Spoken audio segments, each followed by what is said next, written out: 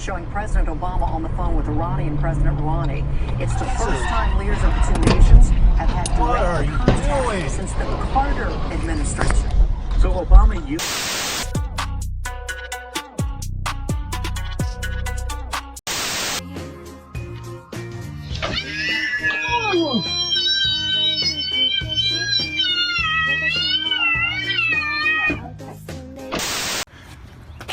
Look, it's already hot. It's already hot.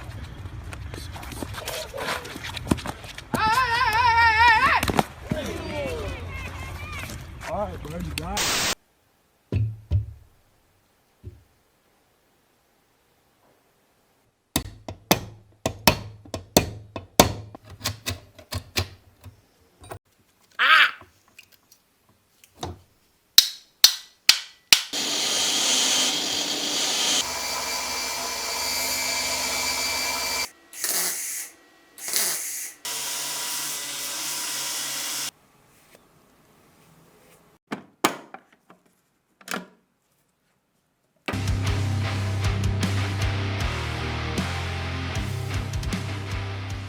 Pain status! Ёб твою мать!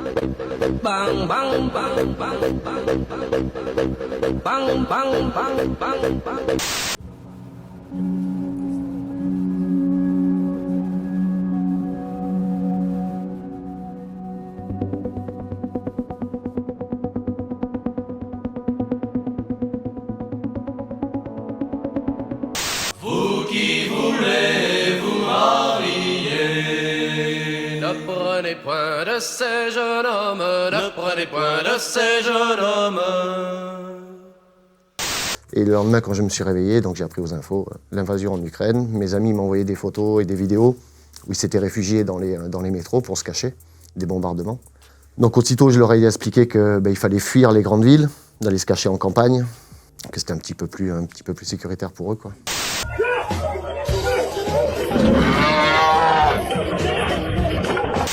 Ça a fait comme un ding dans ma tête, je me suis dit mais oui, fais un camping, un sur le thème de l'autonomie et deux, camping à la ferme, c'est parfaitement adapté et ça te permettra de faire tout ce que tu as envie en autonomie, d'être tout le temps sur ton terrain. Je suis tout le temps chez moi, je peux travailler quand j'ai envie sur tout ça.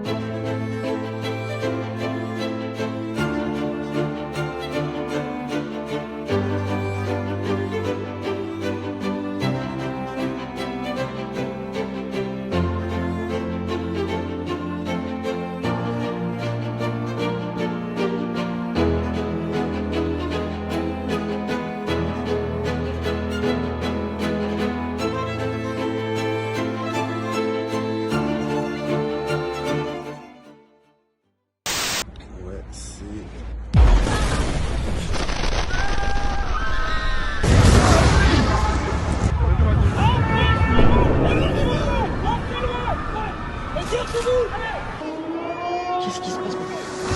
Oh merde. Oh mon Dieu. Viens voir, viens voir.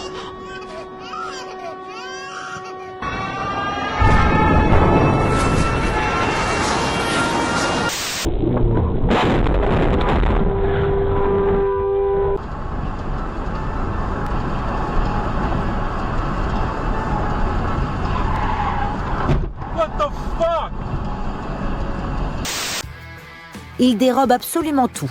Des chaussures laissées devant la porte, au couvert oublié sur la table. Un crabe aurait même volé une arme à un militaire. Tous les habitants du quartier, qui ne manifestent pas, se barricadent. Une véritable grêle de projectiles s'abat sur le commissariat, montant et descendant en vagues continues au milieu d'une clameur haineuse. Toutes les vitres de la devanture éclatent. Le panneau de la porte d'entrée cède enfin. Un coup de feu retentit. On entend un ordre donné au guet de tirer à son tour. 2 coups partent et on voit ressortir plusieurs des assaillants qui étaient entrés. La violence redouble. On évacue un mort. Le guet a des fusils pointés au dehors. Un émeutier les abat d'un grand coup de barre de fer. Les émeutiers pénètrent dans le commissariat. Durieux n'a plus que 12 hommes valides. Dehors, ils sont des milliers, armés de planches à clous, de barres de fer, de pavés énormes. Malgré 4 coups de feu, les assaillants n'ont pas reculé. Durieux et ses hommes sont dans la cour de l'immeuble où on commence à les lapider depuis les fenêtres intérieures. Durieux comprend que la sédition a eu le dessus. Il faut se rendre.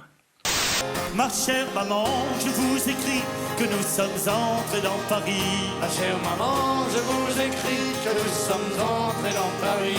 Nous sommes déjà caporal et je serai bientôt général. Nous sommes déjà caporal, je serai bientôt général. À la bataille, je combattions les ennemis de la nation. À la bataille, je combattions les ennemis de la nation. Et tous ceux qui se présentions à grands coups de sabre chez ces montions.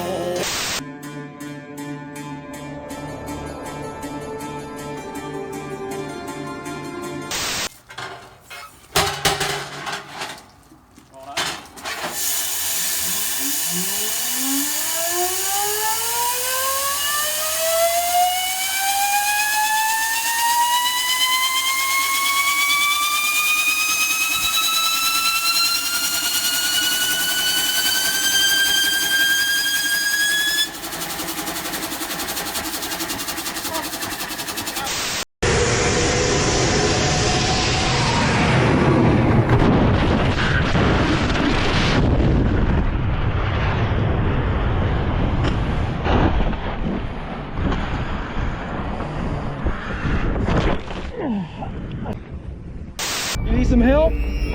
Okay. I know, just calm down. Just calm down. Calm down. Got to see the dad pull his anchor and his boat was gone. Just hold on a second. I need to get to my dad. Okay, but I'm gonna bring you over to land, okay? Just calm down, you're on my boat. You don't have to worry about the current taking you out. He was very strong for a 6-year-old kid.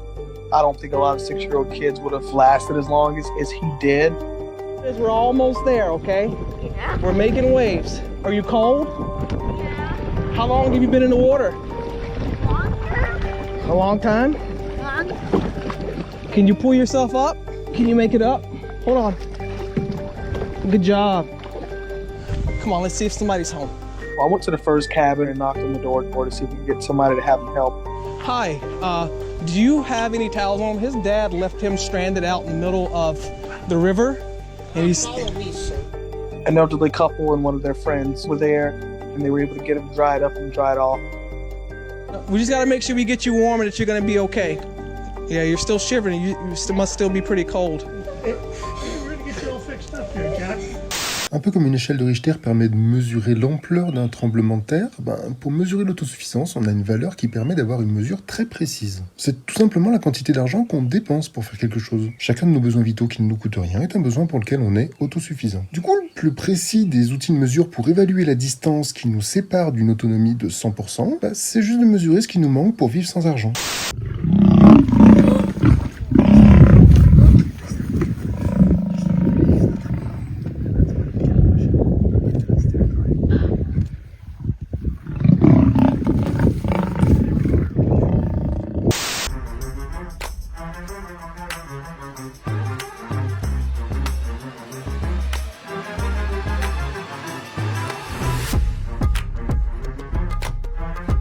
Les Russes utilisent des mines qui modifient et où ils mettent des fils pour pouvoir les télécommander à distance. Et donc en fait, on ne peut pas progresser, surtout que ces mines sont elles-mêmes piégées par des grenades ou des mines qui sont elles-mêmes piégées et repiégées. Tout est piégé, les cadavres sont piégés, les sacs sont piégés, les armes sont piégées. Смотрим. Вроде две стандартные шоколадки. Но вот с этой что-то не то. Потихонечку скрываем.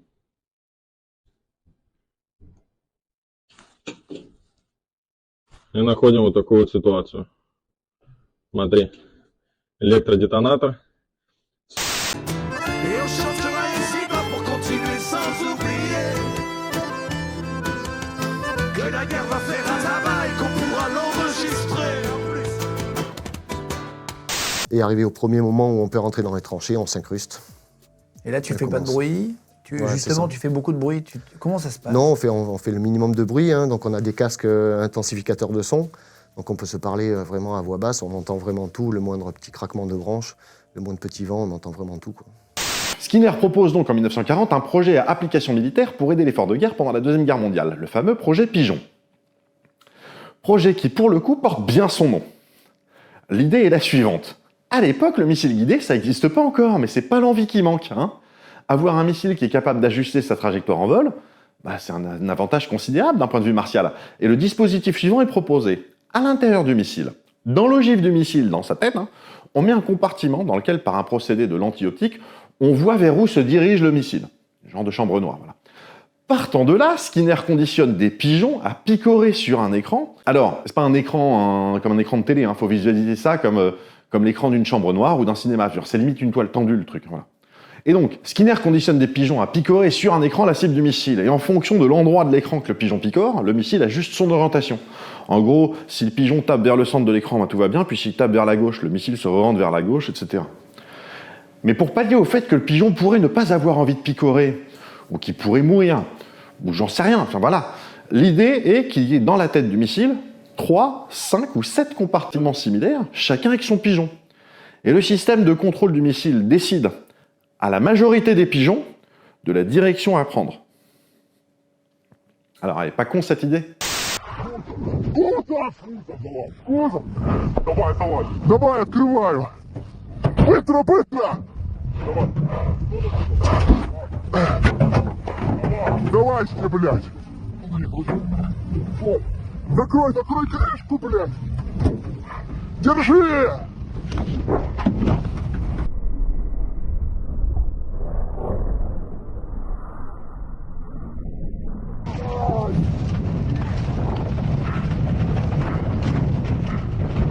C'était assez difficile le choix des armes, parce qu'on me propose des armes avec des munitions autant et des armes type Kalachnikov. Le choix a été très difficile parce qu'en fait on peut vite se retrouver dans une situation délicate. Je vois par exemple, nous on partait avec 10 chargeurs de 30, et 10 chargeurs de 30 partent assez vite, donc on peut se retrouver à court de munitions. Et devoir prendre sur les cadavres voilà. ou pas, c'est ça? Si on a une Kalachnikov, on a de la munition à profusion. Seulement les Kalachnikov étaient moins précises que l'armement qu'on me proposait, donc c'était des armes tchèques qui tiraient précisément à 600 mètres, on était vraiment très précis.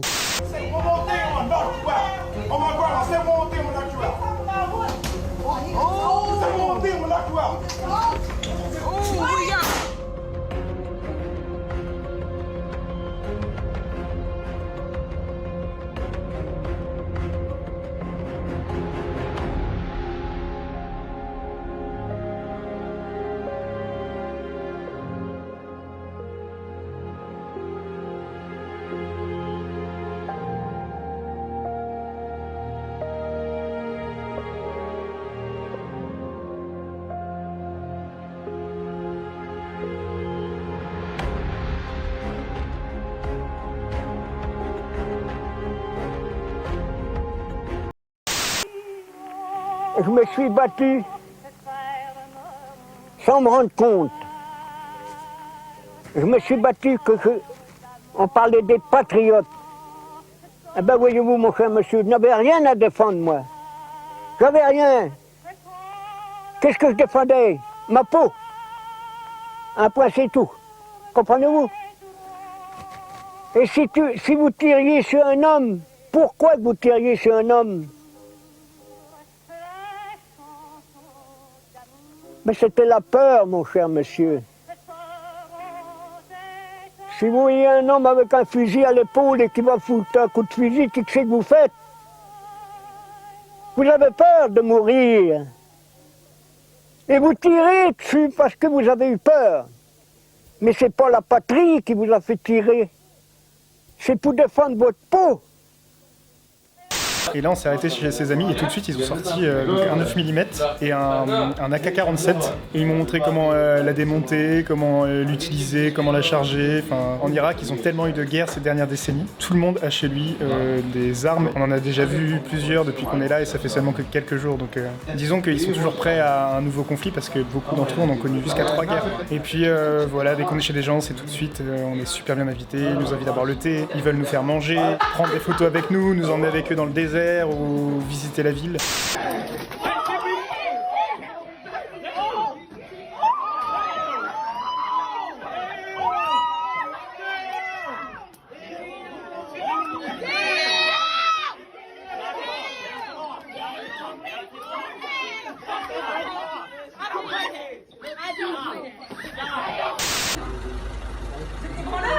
Madame, restez la place, madame, restez là. Madame, restez où ça? Madame, restez là, madame.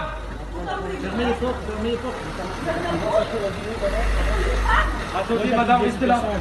Là, parce que la personne qui essaie de tuer, c'est la personne qui va essayer de trouver des solutions pour la France demain. Madame, cassez-moi, madame. Vous n'avez pas, madame. Vous êtes cachée. Vous n'avez pas de quoi. Bah, demandez juste. Moi, je vous demande juste de poser. C'est une arme. C'est une arme, madame. Posez-la. Madame. C'est pas ton arme, connard. Vous allez baisser ton arme. Tu vas faire avec comme un chien. Ton maître, c'est un chien. Ton maître, c'est un chien. Avec ton arme. Connard, tu me regardes pas comme ça, baisse les yeux. On est en deuil aujourd'hui. En deuil. Madame, il me demande juste de Baisse casser ton le téléphone, madame. arme. Madame, madame.